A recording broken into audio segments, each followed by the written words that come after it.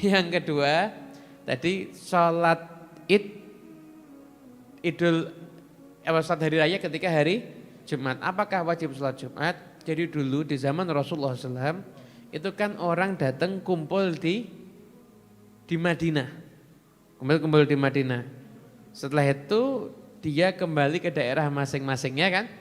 Lah ketika itu sangat memberatkan kalau orang sudah datang ke Madinah untuk sholat hari raya, pulang ke rumahnya kembali lagi ke Madinah untuk sholat Jumat. Sangat memberatkan. Sehingga ketika itu kalau sudah sholat Jumat, kalau sudah sholat hari raya maka tidak wajib sholat Jumat. Paham ya?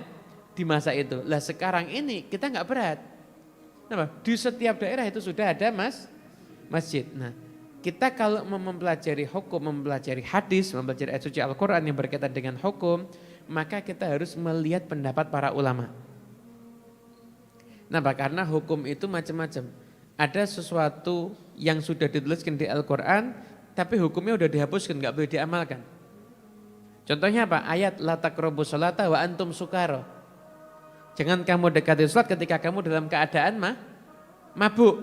Jangan kamu dekati sholat ketika kamu dalam keadaan mabuk. Berarti kalau tidak mau sholat mabuk boleh. Berdasarkan ayat itu kan begitu. Ini ayat bacaannya tetap dibaca.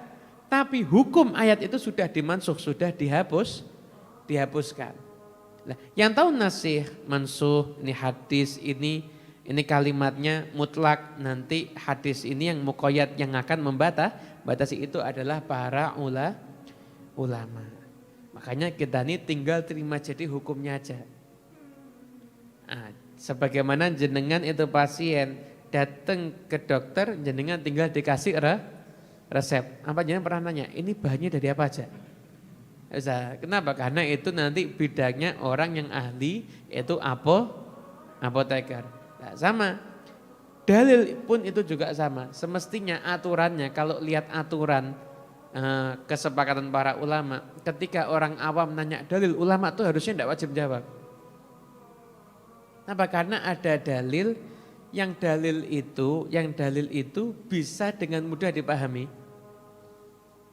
Ada dalil yang tidak bisa mudah dipahami.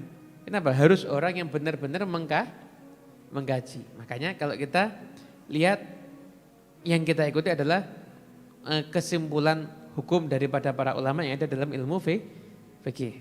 Dan kalau memang itu ada satu daerah yang memang masjidnya itu hanya di satu titik dan jauh-jauh orang-orangnya, ya bisa berlaku seperti itu. Tapi kalau di daerah kita enggak. Nah kita ini kemanapun juga kita lewat ada masjid. Mungkin dari rumah kita ke masjid gak sampai 5 menit. Bahkan ada yang tetangganya masjid. Masa enggak Jumatan tetangganya masjid? Ya enggak, tetap harus ada sholat Jumat gitu. Jelas ya?